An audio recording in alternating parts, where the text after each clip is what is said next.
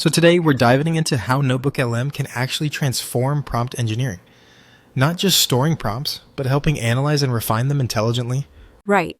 It's like going from a dusty drawer full of random notes to a smart assistant that actually understands what you've written. Exactly.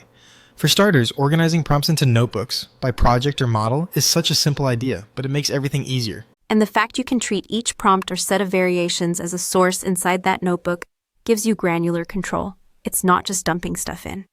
Speaking of dumping, I like the whole digital dump zone concept. Just toss everything useful in and let the system help you sort or search later. Plus, you can embed metadata like target model, use case, or performance scores. That metadata adds real context for analysis.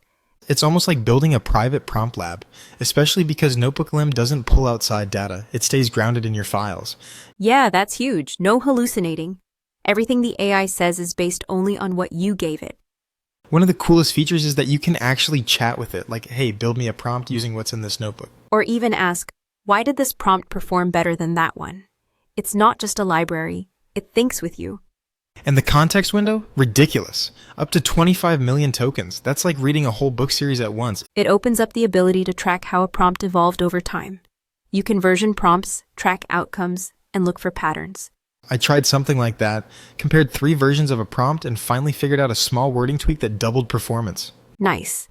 And once you've got those learnings, you can pin them as notes. Makes your knowledge base dynamic, not static.